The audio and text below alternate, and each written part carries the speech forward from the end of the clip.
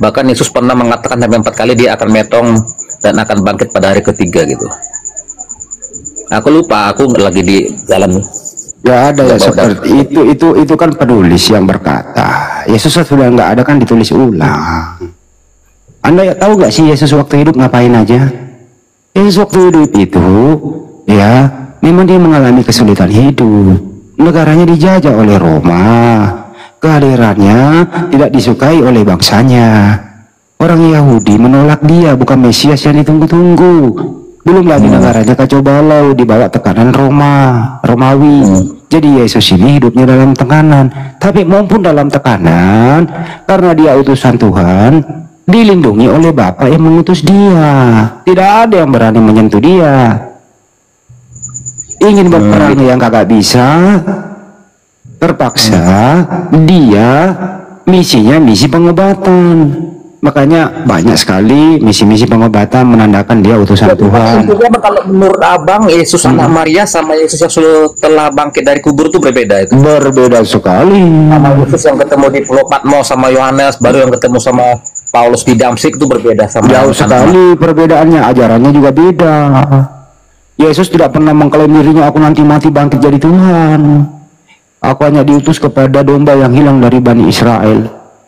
Aku mengajarkan Torah, tak satu pun titik pun dari Torah yang dihilangkan. Ya, Yesus takut itu. Ya, memang Yesus nggak meniadakan hukum Taurat, dia nggak pernah meniadakan. Nggak bisa, bukan. Jadi Anda tuangkan itu bukan anak Maria, tapi yang keluar dari kubur, yang ditemui Paulus sama Yohanes di Pulau Patmos. Itulah Tuhan Anda, bukan anak Maria.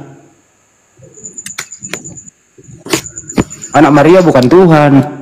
Tapi Paulus membuat Tuhan baru, dikonsilikan pula lagi di Roma 25. Bisa nggak Bang, kira-kira kalau doktrin gereja kan udah kuat itu bahwa Yesus yang udah bangkit dari kubur itu itulah Yesus sama sebelum sama Yesus yang Bunda Maria itu kan.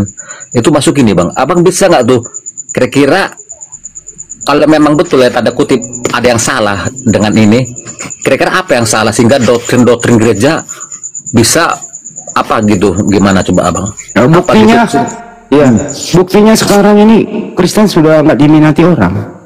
Gereja-gereja di Eropa, luar negeri itu udah mulai pada kosong. Ya, orang-orang anak muda nggak mau lagi membaca Bible. Terus itu pertama. Kedua, gimana mau laku sudah sedemikian rupa tuh? Prediksi ada beberapa pendeta pernah mengatakan 2040 Kristen punah. Gimana mau laku kalau sudah banyak yang kontradiksi isinya seperti itu? Karena orang semakin berpikir, semakin kritis membaca. Itulah bro jawabannya. Anda bisa saksikan aja sendiri. Bukan kita mau menghabisi ya, tapi orang yang berpikir cerdas. Orang Kristen KTP juga ya bang, kelakuannya juga bejat. Ini loh Bang Geri, semakin Anda mempelajari Bible dengan jujur, Anda akan goyang ke iman Kristen Anda. Hilangkan doktrinnya, baca Bible dengan baik, saya rasa iman Kristen Anda goyang. Serius. Coba aja baca dengan baik, tanpa intervensi doktrin, pakai akal. Iman Kristen Anda pasti dijamin goyang. Coba aja restart dulu. Coba restart diri Anda dulu dari nol baru baca Bible. Coba aja. Apalagi belajar original teks. Waduh, goyang imanmu bro. Serius ini. Iya, kalau kita main logika juga ya bisa jadi berubah jadi ateis. Ya berpikir aja dulu bro. Jadi kau orang baik toh, kalau kita bertemu dalam ya, kau orang baik. Saya nggak maksa kok. Tapi ayolah pakai akal sehat bahwa siapapun yang pernah bernapas di muka bumi ini adalah ciptaan Tuhan. Siapapun itu. Pasti ciptaan Tuhan, bukan Tuhan. Tuhan itu cuma satu. Saya kan punya agama kan karena dari lahir kan, dari orang tua. Gitu. Nah yang kayak gini-gini nih bisa berpikir banyak kok seperti Anda itu. Saya Kristen kan karena saya dari orang tua. Iya. Nah, tapi kita di agama lain bagaimana? Atau kita dilahirkan dari orang tua yang ateis bagaimana kan gitu. Nah, itulah diberi akal bro, kebebasan untuk berpikir, membaca. Jangan kebanyakan begadang, main catur, main slot. Sekali-kali membaca lah. Ini kan demi jaminan hidupmu. Ini gini loh Mbak, karena ada juga orang berpikir ini agama ini ternyata budaya. Ada seperti itu berpikir agama itu bukan dari Tuhan, budaya. Akhirnya ujung-ujungnya ateis kayak gitu. Ya silakan aja berpikir. Maka manusia ini diciptakan kan paling sempurna, ya, diberi akal. Akal inilah menyeleksi mau kemana gitu. Manusia juga heran, beragama tapi moral bejat, nggak ada adab, gimana? Anda tidak akan pernah beragama kalau Anda melihat oknum. Serius. Oh iya. Agama Islam juga banyak, Muslim juga banyak. Jadi kalau ingin memeluk Islam jangan lihat oknumnya, tapi baca kitabnya. Orang-orang Kristen juga banyak yang bejat juga sih sebenarnya. Justru itu kan makanya itu diberikan orang free will, kebebasan. Anda mau ke neraka, mau ke surga silakan. Makanya manusia supaya tidak bebas ya diberi buku petunjuk, SOP dari Tuhan. Kalau di Islam itulah Al-Quran, kitab suci, itu SOP-nya. Jadi sumber dari segala sumber hukum kehidupan umat Islam itu Al-Quran dan Sunnah. Ada Nabi yang mengajarkan, Nabi Muhammad SAW. Itu aja, mudah kok menjadi Muslim itu. Jadi tidak bebas, ada SOP, ada hukum Islam dan rukun Islam. Itu aja, mudah kok menjadi Muslim itu. Tapi memang kalau dilihat Muslim kok diatur banget hidupnya ya. Bang, saya juga sebagian besar banyak yang Muslim, Bang. Keluarga besar bapak saya juga banyak Muslim. Kalau begitu tanda-tanda nih Pak Bang Iri nih kayaknya nih. Enggak, tapi gini maksudku gini. Kadang-kadang saya seandainya aku lahir dari keluarga mereka, pasti aku juga bisa aja Muslim kan gitu. Makanya aku juga kan abang tahu, aku nggak keke mempertahankan agama harus seperti ini. Aku nggak gila, nggak mabuk agama aku. Cuma aku berpikir, ini gimana nih esensinya agama ini apa kayak gitu. Aku nggak mabuk agama. Bang Geri paham nggak? Anda waktu dilahirkan itu Anda Muslim loh, waktu Anda masih bayi. Anda sebelum akil balik, belum dikenai taklif hukum ya, atau belum bertanggung jawab, Anda itu masih Muslim loh. Nantilah setelah Anda akil balik, Anda sudah bisa membedakan mana air, mana minyak, mana api, mana es. Dari situlah mulai Anda memilih ya. Memilih atau dipilihkan atau memilih begitu. Itu kira-kira. Jadi ya keluarganya lah, lingkungannya lah yang membuat Anda seperti ini. Tapi yang namanya begini bisa berubah seiring kalau Anda mau berubah. Tapi kalau enggak ya nggak ada masalah sih. Islam kan nggak maksa kan gitu. Jadi ke arah mana selanjutnya silakan berpikir. Hanya akal kok. Hilangkan doktrin, coba berakal. Basicnya aja dulu. Basic apa itu Tuhan dulu. Bener nggak sih Tuhan itu ada, itu dulu. Kalau bener kok bisa ada ya pakai akal dong ya, karena kau ada Tuhan. Nggak mungkin ada kau kalau nggak ada Tuhan. Nah gitu, nggak mungkin ada alam semesta ini kalau nggak ada yang menciptakan. Pasti ada Tuhan itu yang menciptakan kan gitu. Itu dulu, berpikir di situ dulu. Nah setelah tahu ada yang menciptakan, kita ada Tuhan, berarti kamu sudah nggak teis itu. Nah, siapa Tuhan itu? Ini Bang, banyak Bang di dunia ini berbagai macam agama, semua masing-masing punya Tuhan. Yang mana yang betul itu? Kalau ajaran Islam ya inna dinallahu Islam, agama Islam yang diridhoi oleh Allah Subhanahu wa taala. Ya kalau ada orang mengatakan agamanya dia baik, ya silakan saja. Mari kita diskusi apakah agama itu ada kitabnya dari mana dan seterusnya kan gitu. Ya boleh orang mengklaim bahwa agama saya yang benar, silakan saja. Enggak ada masalah. Bebas kok Anda berpendapat, supaya tidak melanggar hukum ya. Gitu. Intinya mari pakai akal. Setelah tahu ada Tuhan yang menciptakan, pelajari lagi siapakah sebenarnya Tuhan yang menciptakan alam semesta ini. Nah ini nggak boleh ngarang mencarinya, nggak boleh ngarang. Ya. Harus berguru, terus kemudian berdasarkan kitab suci. Di sanalah sumbernya, guru dan kitab suci. Ya, guru yang paling mudah Anda temui ya di media sosial ini. Ada Bang Juma, ada Ustaz Taka, Ustaz Ali, ada Bebel berjalan. Nah, alhamdulillah ratusan sudah kan yang mualaf dengan Bang Juma membimbing. Nah itu cara mencari Tuhan. Tuhan itu nggak hilang, tapi bagaimana mengenal Tuhan itu? Ya melalui kitab suci, bukan melalui hal-hal yang aneh. Anda misalnya, saya ingin mencari Tuhan yang benar melalui Bible, ya silakan baca. Siapa Tuhan di Bible menurut Anda yang benar di sana? Silakan baca Bible dulu. Kalau Anda mempelajari Bible dengan benar, apalagi Anda concern ajaran Yesus, Anda tahu, oh ternyata Yesus juga bertuhan loh. Yesus rajin ibadah loh, nguruskan hari Sabat loh, taat terhadap hukum-hukum Tuhan loh dia itu. Berarti dia bukan Tuhan, kan gitu. Nah, kalau Yesus bukan Tuhan, sebenarnya Tuhannya Yesus siapa sih? Nah, pelajari lagi. Gitu. Jadi Tuhan itu cuma satu, Tuhannya para nabi cuma satu. Cuman bahasa kaumnya aja, budayanya yang berbeda-beda sesuai dengan kemampuan kaumnya waktu itu. Nabi Musa Tuhannya siapa, bahasanya apa di zaman itu. Mudah kok sebenarnya, Ger, kalau mau ingin mengenal Tuhan. Gitu, Ger. Iya. Oke, Bang. Ya, hilang kalau doktrin. Aku mau ke rumah dulu, Bang, ya, sebentar, Bang, ya. Nah, hilang kalau doktrinnya, bro, ya. Iya, kita juga lagi ya. Aku juga ya, santai lah kita. Oke, Bang, ya. Saya selalu. Oke, abangku Geri, makasih. Tadi gua ngomong panjang kayak gini, bener nggak sih omongan gua, teman-teman? Gimana, Bang Arif? Dengar. Gue ngoceh panjang loh tadi itu. Oke, terima kasih. Mudah-mudahan nggak ada yang keliru ya. Tapi kalaupun ada yang keliru, saya menjelaskannya, saya mohon maaf. Saya juga masih pakir ilmu. Di sini banyak pakar-pakar yang ada di sini. Barakallahu fiik. Mbak Lap $250 Hongkong. Mbak merah. Dapat rezeki Anda nih di YouTube.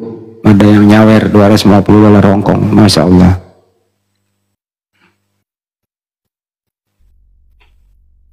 Jadi intinya itu teman-teman, mari kita pakai akal kita. Jangan juga kita terlalu bangga, saya udah dilahirkan dari muslim, ngapain saya belajar lagi. Gak boleh gitu. Justru jangan sampai kita sudah muslim dari lahir, kita kalah sama mualaf. Jangan sampai kalah sama mualaf. Ustaz Nababan lo lihat, Ustaz Tainaman lo lihat, jangan kalah sama mereka. Ya minimal imbangin lah gitu ya. Itu kira-kira. Ya karena saya lahir dari muslim ya saya masa bodoh Kan Nabi Muhammad sudah mengatakan bahwa semua umatku masuk surga kecuali yang enggak. Ya jangan terlalu fokus ke sana. Artinya apa ya, kalau bisa seminimal ya untuk pertanggungjawabannya agar kita masuk ke pintu surga. Bagaimana cara meminimalisir pencucian dosa kita? Ya hindarilah hal-hal yang bisa merugikan diri sendiri gitu. Ya orang yang pernah saya dengar ya, sepanjang kita muslim syahadat itu dijamin masuk surga, tapi nggak semulus itu gitu. Harus ada pertanggungjawabannya dulu di sana nanti. Ya untuk itu jangan sampai terlalu lama kita membayar utang kita di sana. Nah, kurangilah. Kalau bisa nggak ada gitu loh. Ya insya Allah Nabi Muhammad SAW memberi kita syafaat ya, membukakan pintu surga buat kita semua. Amin. Lanjut Pak Arif. Habis suara kue. Saya mau tanya nih. Baca dulu Galatia 3:13 Riko Saya mau tanya dulu. Aduh, jangan takut kak. Enggak, baca dulu Galatia 3:13. Situ takut Masa baca dulu Galatia. Pertanyaan kak. Enggak. Baca dulu Galatia. Aduh, panakut Jangan takut dulu, belum apa-apa penakut bagaimana ini? Ngapain takut sama pemakan babi? Lu baca dulu Galatia dari tadi utamu itu Saya mau tanya, saya masuk ini mau tanya dulu. Baca dulu Galatia. Saya mau tanya, bisa kah tidak? Enggak boleh. Baca dulu Galatia. Aduh, cemen ini. Iya nggak apa-apa, baca dulu Galatia.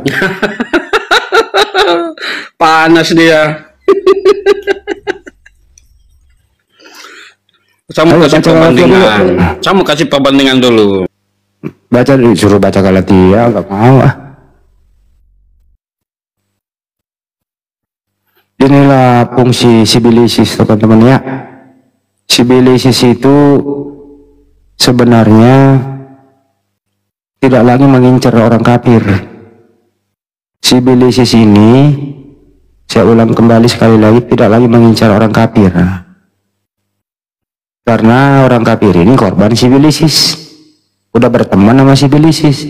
Sibilisis itu mengincar orang beriman, mengincar orang yang rapuh imannya, iman Islamnya.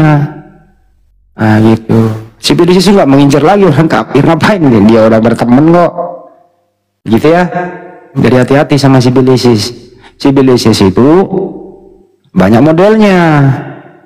HP juga menjadi bisa sibilisis. HP bisa menjadi sibilisis. Kenapa? Udah mendengarkan ajian kan masih main HP satu. Manusia juga bisa. Kayak tadi ini semua nih masuk di komal. Bisa bentuk sibilisis dia itu. Hati-hati. Ngeri kali itu. Jadi banyak sibilisis itu bisa memasuki apa saja, bisa berbentuk apa saja sibilisis itu. Paham ya teman-teman semua ya, ngeri kali itu, bener, ngeri sibilisis itu. Jadi waspada. Bentuknya orang bisa. Buktinya Yesus, iblis yang membawa dia ke gunung yang tinggi. Sampai di sana dia bersoal jawab. Apa katanya iblis? Yesus, ya, kenapa lu? Kalau kau mau sujud menyembahku, kata si Bilisis nih, akan kuberikan seluruh kerajaan dunia ini. Apa kata Yesus? Hanyalah kau iblis, hanya kepada Tuhan saja kau harus menyembah. Jadi Yesus waktu itu tidak memperkenalkan dirinya disembah, tapi menunjuk sembahan yang lain, yaitu Allah, Tuhan yang Maha Kuasa, yaitu Bapa di surga, menurut Yesus. Banyak orang pernah bertanya kepada Kristen, apakah Yesus berhasil menundukkan iblis supaya iblis menyembah kepada Tuhan? Gagal. Banyak orang diserang. Bagaimana dengan Nabi Muhammad SAW? Apakah berhasil mengislamkan jin Korin? Jawabannya alhamdulillah, Nabi Muhammad berhasil mengislamkan jin-jin itu. Itu dulu perbandingannya seperti itu. Dulu pernah ada topik, saya masih ingat itu teman-teman. Masya Allah, Indra Kurniawan, barakallahu fiik, warna kuning Pak Indra. Pak Indra ada di YouTube saya, Bang Arif. Masya Allah. Apanya Bang Andi? Ada di YouTube saya, dia lagi ngasih saweran. Siapa Bang? Siapa namanya? Indra Kurniawan juga. Iya Bang, iya ke Gurunda juga gitu katanya tadi itu Bang Indra. Oh Masya Allah, Bang Indra. Di YouTube-nya Bang Indra. Saya nggak tahu proses YouTube itu kayak apa kalau ngasih saweran itu. Ada, tekan logo dolar, klik. Masya Allah Bang Indra. Semoga antum semua. Sempat tanya tadi Bang Andi, Bang Indra ini siapa? Saya bilang kan saya tahu dari Bang Andi. Beliau seorang apa aja punya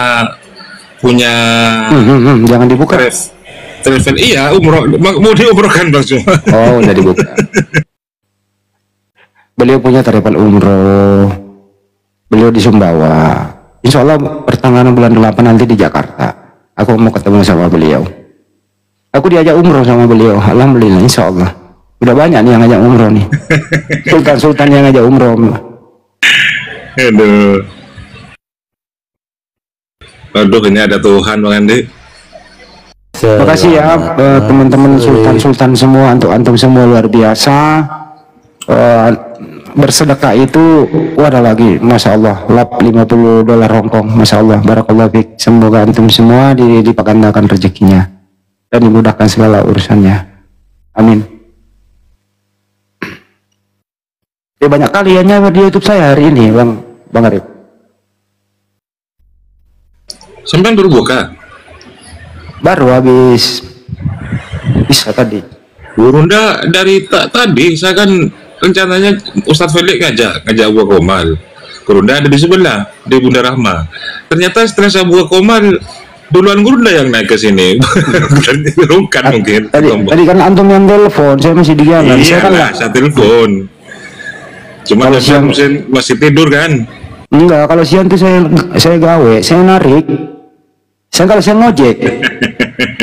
Saya nggak lihat. Serius, ngojek saya kalau siang, saya lagi narik. Malam baru bisa lah ya.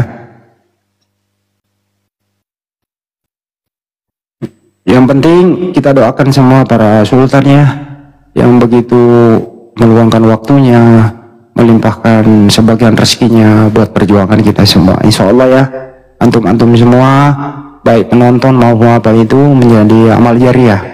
Apalagi ini kan terekam di YouTube, orang bisa menonton, dari sana mungkin orang bisa menonton, terus terinspirasi, terus dia ingin login meluk Islam, amalnya luar biasa.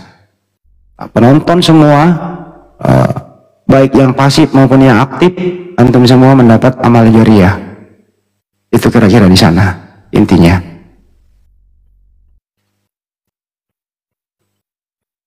Silakan Bang Arif disambut dulu. Bang Denny, selamat pagi. Hei Bang Handi tercinta, apa kabar? Di sana jam berapa Bang Denny? Jam 3 sore. 3 sore apa subuh? Sore. Oh sore. Bang Denny mau nanya, perkembangan Kristen di luar negeri gimana Bang Denny? Di tempat Anda khususnya? Di Belanda itu banyak ateisnya daripada Kristennya. Oh ya? Jadi kita lihat anak-anak mudanya itu banyak ateisnya. Yang tua-tua aja masih. Soalnya kan ini kesalahan pemerintah, karena pemerintah itu tidak menaruh kurikulum agama di dalam pendidikan. Jadi anak-anak SD SMP gitu setara dengan SD SMP itu nggak dikenalkan oleh Tuhan. Jadi nggak ada pelajaran agama di Belanda. Di KTP aja nggak ada namanya agama, itu nggak ada. Di Adikat nggak ada religion ya, di Adikat ya? Nggak ada di KTP.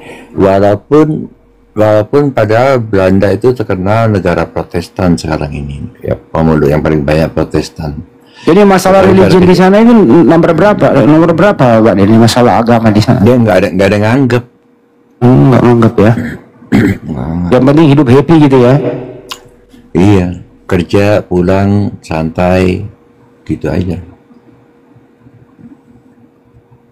Jadi menurut Pak Denny, gereja banyak yang kosong dong? 30% kira-kira. Kosong? Jadi 30% dari seluruh kursi yang ada itu terisi 30-40% deh. 30, anggap aja 40% deh biar agak netral. 40%, 30-40%. Jadi lebih dari separuh kosong. Jadi Ya, menurut kosong. itu penyebabnya yang samping kurikulum nggak ada itu apa karena memang pendetanya kurang soan menemui orang-orang begitu? Enggak, di sini kan kata mereka tuh justru kita biasanya harus datang ke gereja untuk menemui pendeta. Pendeta nggak turun ke jalan-jalan. Di Belanda ada menurut informasi di Belanda ada katanya juga gereja yang dijual begitu.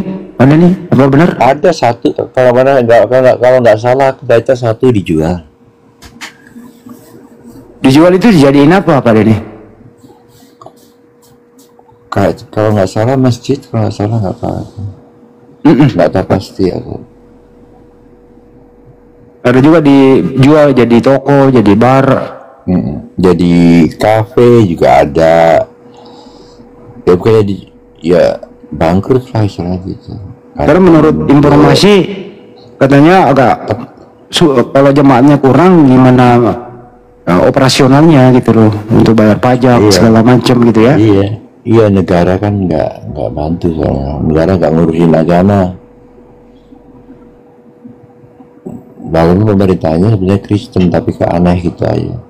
Beda dengan di Indonesia, Mbak Deni. Aku termasuk sedih karena nggak ada pelajaran agama itu. Orang Belanda banyak yang tidak mengenal Tuhan. Aku sayangkan itu. Penyebab utamanya apa ya? Di samping kurikulum tadi apa ya? Ya itu juga utamanya. Lainnya sih nggak ada. Kalau menurut saya sih Pak Deni ya, boleh dikoreksi kalau salah. Ini kan di zaman keterbukaan nih. Itu pertama. Dulu mungkin orang masih ikut orang tua ke gereja kan begitu. Tapi ini udah zaman internet. Ilmu pengetahuan dan teknologi semakin canggih gitu ya. Terus orang kritis juga hidupnya beda dengan yang dulu. Tadinya dia memilih A misalnya, terus kemudian dia membaca, dia wah kok seperti ini gitu. Menurut saya gitu, dalam perkembangan ilmu pengetahuan teknologi dan manusia semakin kritis, ya mereka sudah menjauhi apa yang selama ini dia pegang gitu, Pak Deni. Setuju nggak Pak Deni? Iya. Ya semoga aja kurikulum agama dimasukkan usaha pendidikan. Itu harapanku, soalnya kalau enggak parah ya. Kan ini kan ada hubungannya dengan surga neraka. Kalau orang tidak diperkenalkan akan Tuhan, ya repot, dan diperkenalkan kepada hukum-hukum Tuhan supaya kita bisa hidup tertib dan benar di mata Tuhan, itu nanti banyak yang dia masukkan neraka. Itu bukan berita yang menggembirakan. Itu berita yang sangat menyedihkan kalau kita tahu bahwa orang di sekitar kita banyak sekali akan masuk neraka. Nah itu kamu nggak mungkin bahagia hidupmu. Kalau kamu mikir, tapi itu kamu pasti Pak Deni, prediksi Anda bisa punah nggak tuh Kristen di Belanda? Kalau begini caranya? Kalau punah enggak, punah enggak. Belanda termasuk kuat juga kok. Hasil survei Pak Deni atau mungkin penerawangan gitu, berapa persen kira-kira di Belanda agama Kristen dan ateis? Lebih banyak ateis mungkin ya? Sih, kalau secara tercatat sih kalau nggak salah 60-70%. Berapa? 60-70%. 67% apa itu? Kristennya. Selebihnya ateis sama Islam. Dan aliran kepercayaan lainnya. Islam 5-6%. Di sini juga ada, dekat rumahku juga ada masjid. Cuma masjid di sini nggak pakai toa. Betul, nggak pakai. Enggak. Karena dilarang oleh pemerintah. Iya, mengganggu apa? Lingkungan suaranya. Soalnya kan orang Belanda tuh biasa bangun tuh jam 7 pagi. Nah kalau ditoain jam 5 pagi ya bingung orang Belanda. Loh, kok ban ini terlempar sih? Ayo Ustaz Alif, gantian Bang Pelik. Berat Suma 79 gram, tingginya 170. Lebar bahu 2 liter. Alhamdulillah, ada juga Dinda Bale. Bantu. Lebar bahunya 2 liter. Berat 170 km. Gila kau. Kalau Tuhan netek sama manusia enggak gila. Kau ini sakit jiwa ini kau ini. Iya, kalau Tuhan netek sama manusia enggak gila. Sakit jiwa kau kucluk. 79 gram kau punya berat, 170 km kau punya tinggi. Kalau Tuhan ditampar sama ciptaan, kau ini ayo. Tuhan kemudian ditombak. Tuhan ditombak sama penciptaan gimana itu? Sakit jiwa kau ini cuma. Allahu Akbar, Masya Allah. perkara lelucon dijadikan masalah, Tidak beres, perkara yang betul-betul absolut sebagai sumber keselamatan tidak primer beres otakmu. dijadikan sebagai sebuah hal yang tidak penting. Menyembah makhluk gram yang ketek kepada manusia 170 kilometer dianggap tinggi. biasa, lelucon dianggap serius. Manusia netek sama ibunya tidak dipeduli. Sama kau masuk goa, Sakit hatinya lebih utama daripada kemudian mereka menggunakan akalnya. Hanya kejang-kejang saja, padahal kita mengajarkan kebenaran. A'udzu billahi minasy syaithanir rajim. beratnya Bismillahirrahmanirrahim. gila. Kau gila. Qul huwa naba'un azim antum anhu mu'ridun ma kana liya min ilmin bil mala'il a'la iz yakhtasimun yuha ilayya illa annama ana nadhirun mubin. Iz qala rabbuka lil malaikati inni khaliqum basharan min tin فإذا سويته ونفخت فيه من روحي فقعوا له ساجدين فسجد الملائكة كلهم أجمعون إلا إبليس Bahasa orang gila, orang bodoh. Illa iblis Orang gila. wa kana minal kafirin. Qala ya iblis ma mana'aka an tasjuda lima khalaqtu biyadayya. Tinggi 107. Astakbarta am kunta minal alimin. Kau benang layang-layang. Qala ana khairum min khalaqtani min nar wa khalaqtahu min tin. Qala fakhruj minha Qala fakhruj minha fa innaka rajim. Sadaqallahul azim. Diusir sama Allah. Kata Allah, kalau begitu maka keluarlah kamu dari jannah. Sesungguhnya kamu adalah makhluk yang terkutuk. Makhluk yang terkutuk di dalam Al-Quran itu adalah iblis. Kata Allah, wa inna alaika la'anati ila yaumiddin. Dan sungguh kutukanku tetap atasmu sampai hari pembalasan. Iblis, makhluk yang dikutuk, yang digantung di atas salib, mati dengan jalan kutuk. Siapa yang mengutuk anak Maria? Tak ada. Lalu siapa yang katanya Kristus yang dikutuk di atas salib? Dajjal Al-Masih adalah iblis. Kata Allah, wa inna alaika la'anati ila yaumiddin. Yang dikutuk, yang dilaknat adalah iblis.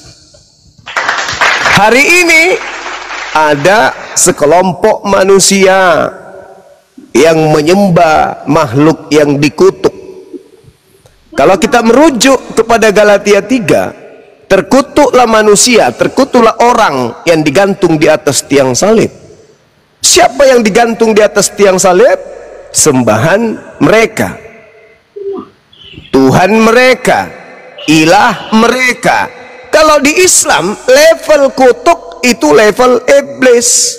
Kalau di mereka, level kutuk level Tuhan mereka. Jadi mereka punya Tuhan adalah yang dikutuk oleh Tuhannya umat Islam. Umat Islam punya Tuhan mengutuk, yang dikutuk iblis, yang di sebelah menyembah yang dikutuk. Makhluk yang dibuang, makhluk yang dilemparkan, makhluk yang kemudian dikutuk, dipungut, lalu disembah. Kata Yesus yang asli nih, berkata, waspadalah kepada penyesat. Di dalam Al-Quran, penyesat itu setan. Iblis berkata, Rabbi fa'anzirni ila yaumil yub'atsun. Kata iblis, wahai Tuhanku, panjangkan usiaku sampai pada hari kiamat. Fa innaka minal munzarin. Maka sesungguhnya kamu termasuk makhluk yang diberi penangguhan usia panjang sampai pada ila yaumil waqtihal ma'lum, waktu kiamat.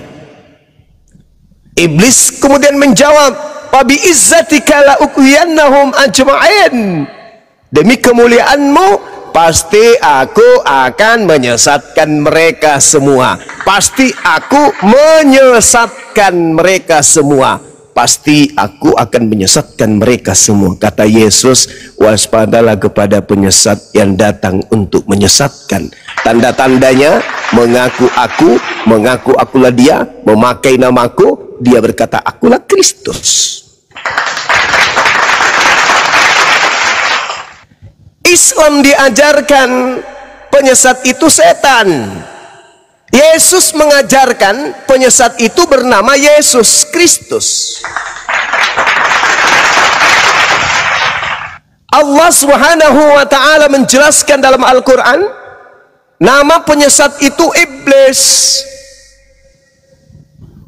Penyesat itu iblis, dan dia adalah makhluk yang dikutuk.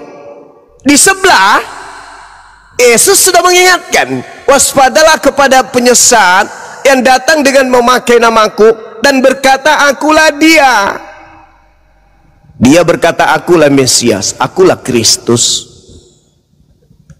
Ada makhluk yang digantung dengan jalan kutuk. Iblis dihukum dengan jalan kutuk. Yesus, waspadalah kepada penyesat yang memakai namaku.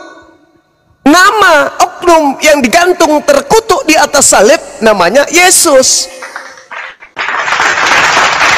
Ada manusia zaman modern menyembah dengan sembahan bernama Yesus Kristus. Yesus mengatakan kepada Bani Israel, waspadalah kepada penyesat yang mengaku Yesus, berkata akulah Kristus. Kristen hari ini menyembah makhluk mengaku Kristus. Kata Tuhan, yang menyesatkan itu setan. Fabi izzatika la uqiyannahum ajma'in. Setannya bersumpah di hadapan Tuhan, aku akan menyesatkan mereka semuanya. Banyak yang akan aku sesatkan. Kata Yesus, waspadalah kepada makhluk penyesat mengaku nama Yesus, dia akan menyesatkan banyak orang. Dalam Al-Quran, iblis yang dikutuk penyesat bersumpah akan menyesatkan banyak orang. Di dalam pengajaran Yesus, waspadalah kepada penyesat yang datang memakai namaku, dia akan menyesatkan banyak orang. Di dalam Al-Quran, iblis menyesatkan banyak orang.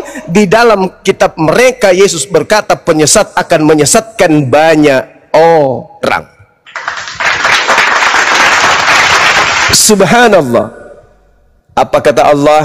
Illa ibadi. Dikatakan seperti ini, Bismillahirrahmanirrahim. Wa bi'izzatika la ughwiyannahum ajma'in illa ibadaka minhumul mukhlasin. Iblisnya yang mengatakan, kecuali hambamu yang terpilih di antara mereka. Apa kata Allah? Fal haqqu wal haqqa aqul. Maka yang benar adalah sumpahku, dan hanya kebenaran itulah yang aku katakan.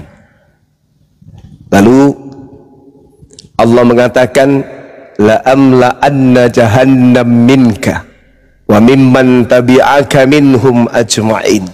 Sungguh aku Tuhanmu akan memenuhi neraka jahanam dengan kamu, wahai penyesat, dan orang-orang yang mengikutimu di antara mereka semua. Kata Yesus, enyahlah daripadaku, kalian semua adalah pembuat kejahatan. Kata Quran, la amla anna jahannam minka wa mimman tabi'aka minhum ajma'in. Sungguh aku akan mengusir engkau, memenuhi neraka jahanam dengan engkau dan yang mengikutimu di antara semua mereka itu. Subhanallah, sahabat-sahabat sekalian. Maka perintahnya ketika cerita ini sampai kepada Nabi Muhammad melalui Roh Kudus, Allah menekankan, wahai Nabiku, kul, kata Allah, ma as'alukum alai min ajrin wa ma ana minal mutakallifin. Kata Allah, katakanlah wahai Nabi Muhammad, aku tidak meminta imbalan sedikit pun kepadamu atas misiku. Aku datang membawa misi, aku tidak meminta sedikit pun imbalan. Aku mengajarkan engkau, kalian, wahai seluruh umat manusia, untuk menghindari sibilisis yang menyesatkan ente. Aku nggak minta upah, aku tidak minta perpuluhan, aku tidak minta digaji, aku tidak minta penghargaan, aku tidak minta apapun. Aku hanya diutus untuk menyelamatkan kalian. Ma as'alukum alaih min ajrin wa ma ana minal mutakallifin. Aku tidak meminta imbalan sedikit pun atas kalian semua terhadap dakwaku, dan aku bukanlah termasuk orang yang mengada-adakan sesuatu. In huwa illa zikrul lil alamin. Al-Quran yang aku bawa tidak lain hanyalah peringatan bagi alam semesta.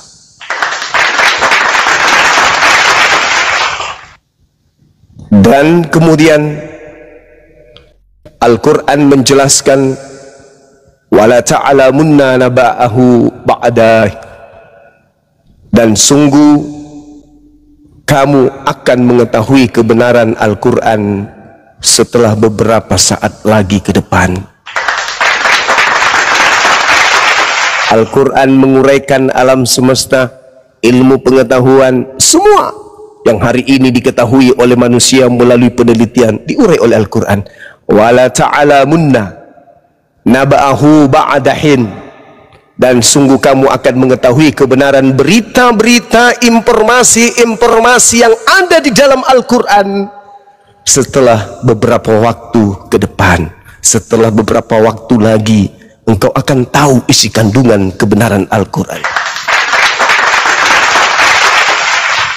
Al-Quran tidak dikatakan sebagai pembawa sesuatu yang mengada-ada. Al-Quran menceritakan kul huwa naba'un azim.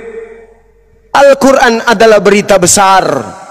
Antum anhu mu'ridun, yang kamu berpaling darinya, malah kalian kemudian menganggapnya itu adalah sebuah karangan-karangan. Iblis yang bersumpah, aku akan menyesatkan semua mereka kecuali mereka yang ikhlas. Dan Yesus pun berkata, penyesat itu akan menyesatkan banyak orang. Hayoklah kita semua teman-teman, mari kita diskusi, mari kita berdebat dengan data, menyampaikan bagaimana bisa mencerdaskan anak bangsa. Al-Quran mengurai, setelah kemudian sebelumnya Al-Quran diwahyukan, ada keadaan di mana utusan Tuhan kemudian berencana ingin disalib, berencana ingin ditangkap, berencana ingin dibunuh, tapi digagalkan oleh pencipta langit dan bumi. Lalu mereka membuat makar, mereka membuat cerita, mereka membuat kesaksian palsu, mereka membuat kisah-kisah yang palsu, tipu muslihat. Mereka membungkus kebusukan dengan kebaikan, seakan-akan yang mereka sampaikan itu adalah kebenaran.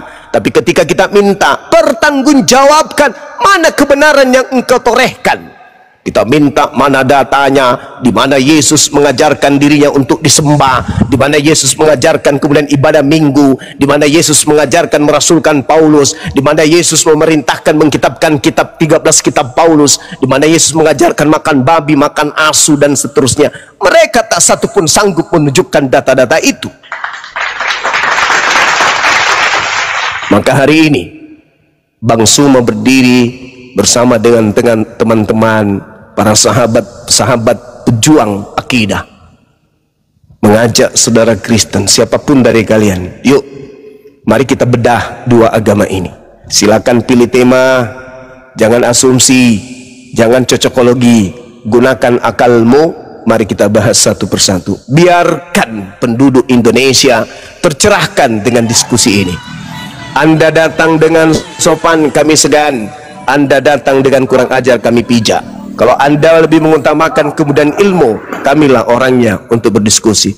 Tapi kalau Anda menemukan kemudian diri Anda justru naik ke sini menghujat, hanya akal-akalan, cocokologi, maka gerejalah tempatnya, bukan di sini. Silakan host dinaikkan saudara-saudara kita Kristen, tapi satu syarat, mereka harus menggunakan akal. Jangan menggunakan lubang pantat mereka yang jarang cebok untuk berdiskusi dengan saya. Silakan. Mantap. Pengantar Bang Yuma dengan ayat suci Al-Quran tadi, kesimpulannya waspada terhadap sibilisis, karena sibilisis inilah yang dikutuk, Menyesatkan banyak orang. menyesat banyak orang. Dan sibilisis itu bisa berbentuk apa saja ya Bang Yuma ya? Ya, Bisa minal masuk jinnati wan nas. Ya. Bisa. Jangankan masuk komal, masuk kepada jenazah yang mati dikubur untuk bangkit pun bisa setan itu. Karena sibilisis masuk komal seperti apa Bang Yuma? Kesurupan, tantrum, menghujat, tidak ada data, hanya cocokologi, mengajak menyembah kepada sesamanya makhluk. Itu tanda-tanda setan itu. Wa ikhwanuhum yamuddunahum. Saudara setan itu adalah orang kafir. Mereka berjuang mati-matian untuk membantu setan agar manusia bisa durhaka kepada pencipta langit dan bumi. Itu Al-Quran yang mengatakan itu. Tipikal ciri-ciri saudara-saudaranya setan adalah mengajak manusia mematikan otak, lalu mereka durhaka kepada Tuhan.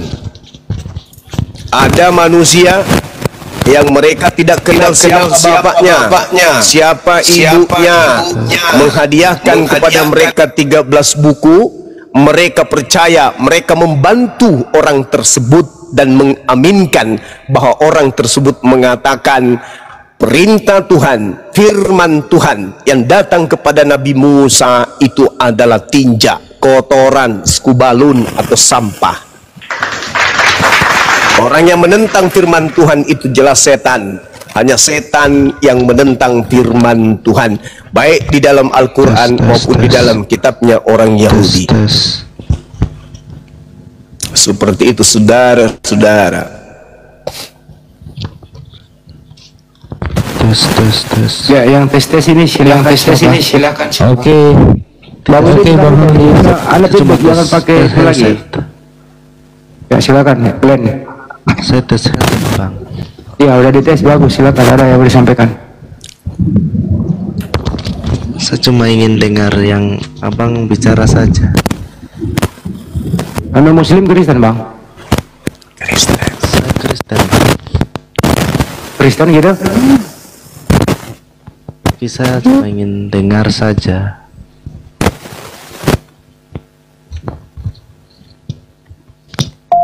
Oke, tadi dia sudah berstatement bahwa dia ingin mendengarkan aja Bang Andi. Jadi izin aku yang masuk ke Bang Andi. Kalau ini istilah ini Kristen atau Muslim? Kristen, Bang. Kristen. Oh Kristen. Bentar dulu Bang Willy. Anda yang mau ditanyakan sama Bang Juma? Tidak ada, Bang. Kristen Katolik, Protestan? Protestan, Bang. Gimana ini Bang Juma? Anak ini hanya mau mendengarkan saja, tidak ada reaksi. Gimana Bang Juma? Iya, beliau ini sudah 3 kalinya ini ketemu saya. Dia memang status belajar dulu, gak apa-apa. Nanti kalau ada hal yang tidak dimengerti atau mau dipertanyakan boleh. Karena kalaupun saya beliau ini tidak memberikan data untuk membantah.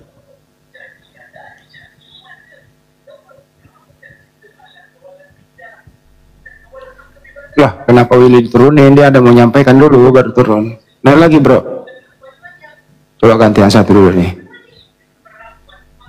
Pasmon Muslim Kristen? Pasmon?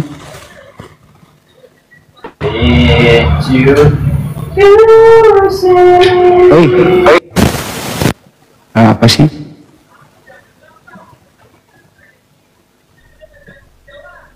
Masih nyaman jadi Kristen ya, Glenn? Masih nyaman, Bang.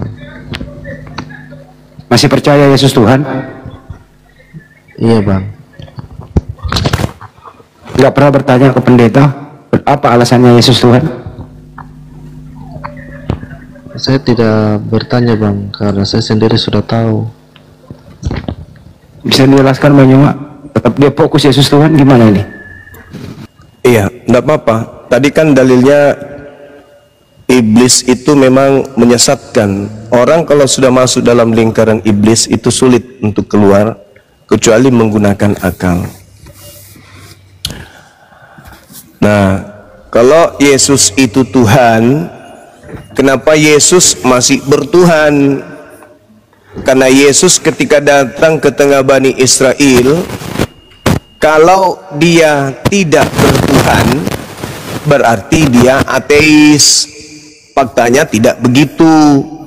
Yesus di dalam Yohanes 14 nomor 31, Yohanes 8:29, Yesus sendiri mengatakan bahwa dia adalah utusan Tuhan yang taat kepada perintah-perintah Tuhan. Berarti sama dengan Yesus hamba Tuhan yang bertuhan. Seorang manusia yang bertuhan lalu dituhankan lagi, itu namanya konyol, itu namanya zolim. Sudah tahu orang itu bertuhan, kenapa dituhankan? Itu namanya zolim. Nah, kenapa saudara-saudara Kristen kita ini menuhankan Yesus yang diajarkan dari barat? Karena mereka memang tidak punya nabi, tidak ada rasul yang datang kepada mereka, nenek moyang mereka, tidak ada. Karena Yesus hanya untuk Bani Israel, sedangkan mereka ini bukan Bani Israel. Mereka kemudian mengikuti ajaran dari barat. Begitu kemudian Islam datang, Islam tidak memaksakan untuk menjadi pengikutnya. Islam hanya menyeru bahwa yang benar itu A, yang benar itu B, yang benar itu C. Tidak ada pemaksaan. Berbeda dengan penjajah ketika masuk, ya siapa yang tidak segolongannya ya tahu sendiri itu yang terjadi. Makanya mereka memaksakan Yesus menjadi Tuhan, sedangkan Yesus sibuk mengajak muridnya, pengikutnya untuk bertuhan kepada Elohim, Eloah Abraham, Eloah Ishak, Eloah Yakub. Begitu Bang Handi. Itu fakta, itu real. Oke, makasih Bang Juma. Willy bisa nggak pakai itu Bang? Ini suara saya apa? Willy masih noise ya? Masih noise. Jangan pakai itu, pakai biasa aja. Sampai Pak Kris dulu. Pak Kris, selamat malam Pak Kris. Malam. Ya, ditanggapi aja Pak Juma langsung. Nggak pakai soundcard ini. Atau Bang Willy dulu menanggapi Bang Juma? Silakan Bang Willy dulu, silakan. Ya makanya kan ada Gurunda sini, jadi aku mau bertanya. Tapi suara aku Silakan. aman ya Bang Handi ya? Suara aman ya? Aman. Iya, soalnya kalau aku nggak pakai soundcard suara aku jelek Bang Handi. Mana dong? ya udahlah aku lanjut lah. Bagus suaranya Bang. Iya, terima kasih Gurunda. Jadi begini Bang Sumaya, terima kasih atas kesempatan berikannya. Ya. Jadi pada kesempatan ini aku ingin berdiskusi. Aku nggak ingin berdiskusi Bang Sumaya, apalagi berdebat. Siap. Ya. Karena aku tahu Bang Sumaya, aku tahu aku sadar diri lah ya. Ilmu aku ini masih jauh di bawah Gurunda Sumaya. Oke Bang Suma, sebenarnya aku mau silakan segala puji bagi Allah. Iya, betul. Sebenarnya pertanyaan ini aku tujukan kepada Ustadz Tata, tapi karena beliau mungkin nggak monitor, jadi aku ada pertanyaan baru lah buat Bang Suma. Soalnya aku udah nih kontrak untuk bertanya seumur hidup sama Ustadz Tata seperti itu maksudnya. Iya, silakan. Tapi karena beliau nggak monitor, maka aku mengajukan pertanyaan kepada Gurunda aja. Ya, jadi begini Bang Suma ya. Ya, nggak usah panjang lebar. Jadi begini pertanyaan aku.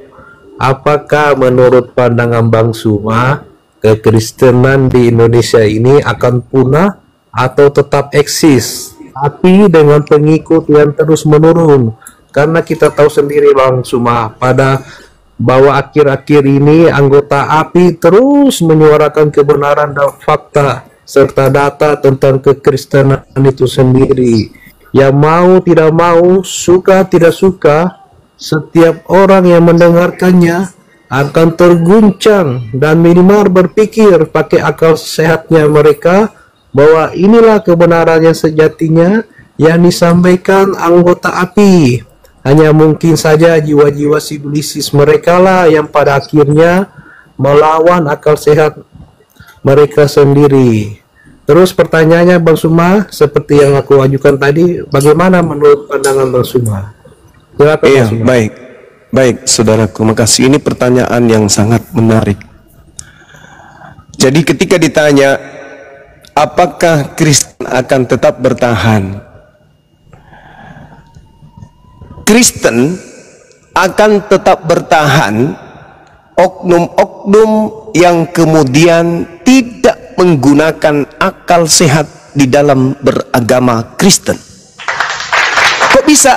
Ya, karena serangan bertubi-tubi dari Bible 1, serangan bertubi-tubi dari Yesus 2, serangan bertubi-tubi dari internal mereka sendiri 3, dan serangan dari Al-Quran.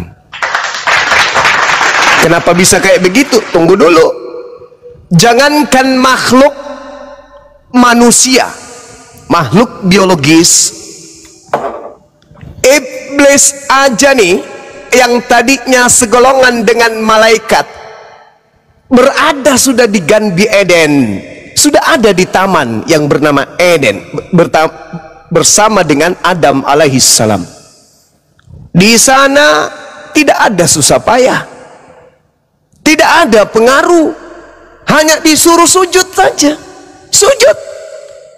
Sujud aja kepada Adam, menghormat kepada makhlukku Adam yang aku ciptakan dengan tanganku sendiri. Enggan. Ana khairum minhu, aku lebih baik dari Adam. Lebih baik aku masuk ke dalam neraka jahanam daripada aku sujud kepada manusia Adam.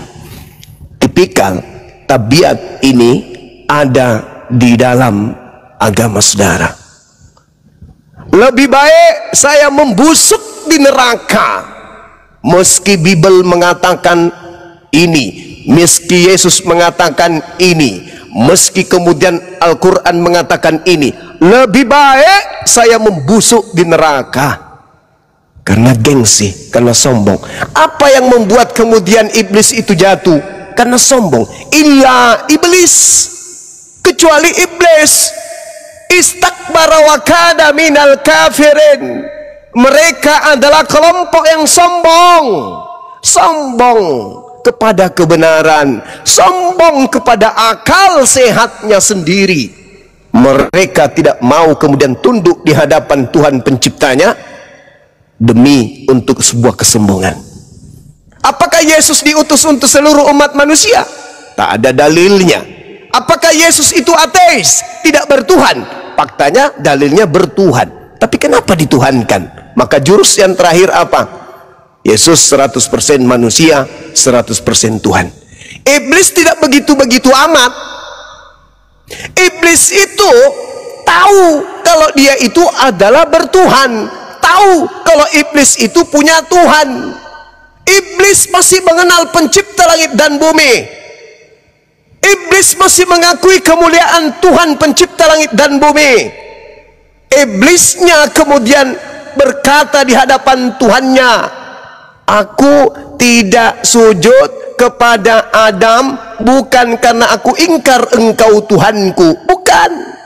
Malah dikatakan dalam Al-Quran setelah dia bersumpah di hadapan Tuhannya untuk menyesatkan anak keturunan Adam, apa kata iblis?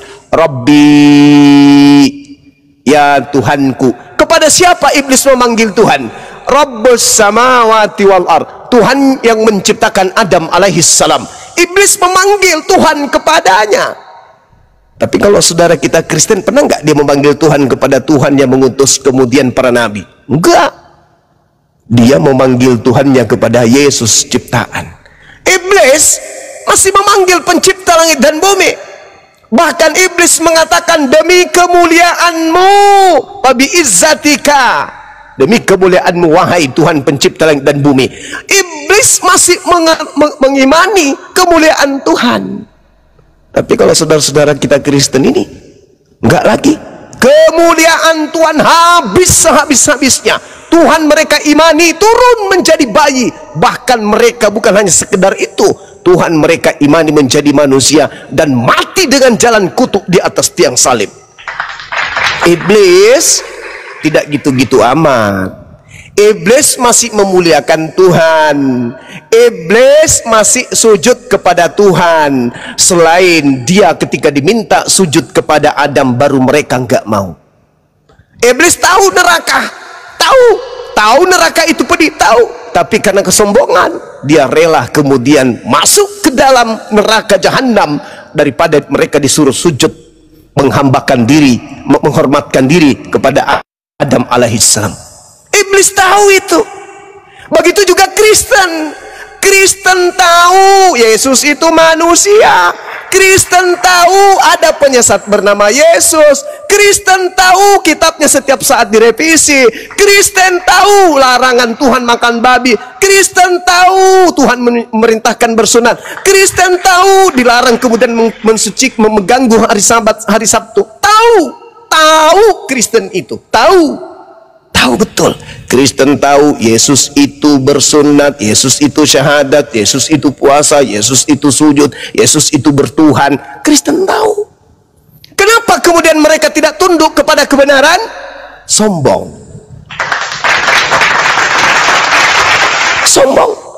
Apakah mereka akan habis? Iblis nanti habis di muka bumi, baru mereka habis di Indonesia. Akan tetap ada. Karena iblis telah bersumpah, demi kemuliaanmu pasti aku akan menyesatkan mereka semua. La uqwiyannahum ajma'in illa ibadaka minhumul mukhlasin, kecuali hamba-hambamu yang terpilih di antara mereka. Hamba yang terpilih adalah mereka yang mendudukkan Tuhannya Yesus, bukan makhluk. Yang mendudukkan Tuhannya Yesus sebagai satu-satunya Tuhan yang tidak serupa dengan makhluk, dan mendudukkan Yesus Nabi Rasul untuk Bani Israel. Itu adalah manusia mukhlasin, mereka yang ikhlas terpilih di antara manusia. Mau nggak saudara Kristen mengimani itu? Enggak. Pasti mereka berdalih, pasti mereka mencari alasan, pasti mereka kemudian mencari solusi untuk keluar dari tekanan kebenaran, demi untuk melanggengkan apa yang Yesus sampaikan, enyahlah daripadaku, kalian semua adalah pembuat kejahatan. Terakhir, kalau Kristen itu habis, maka gugurlah Bible. Kata Yesus, di hari terakhir nanti banyak orang memanggil aku Tuhan.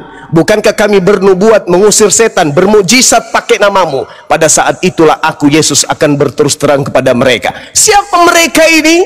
Keturunan Islam? Bukan. Keturunan Hindu? Bukan. Keturunan Katolik? Apa? Keturunan ateis? Bukan.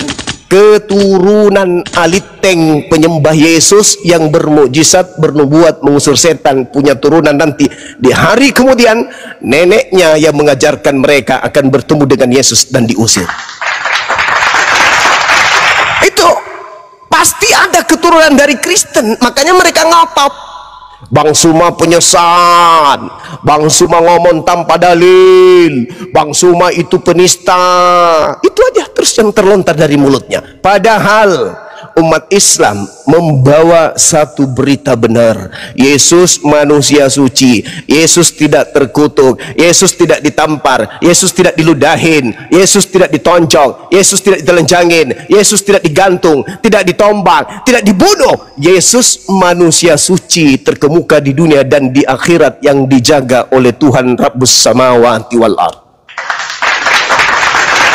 Kami berjuang 24 jam non-stop, makan pun kadang lupa, mandi kadang lupa, bahkan anak-anak kadang terbengkalai, pekerjaan rumah terbengkalai. Demi apa? Demi cinta kasih kepada saudara-saudara kami Kristen. Tapi apa upahnya? Dilaporkan di polisi, dibilang penghujat, penista, pemecah belah, intoleran, dan seterusnya.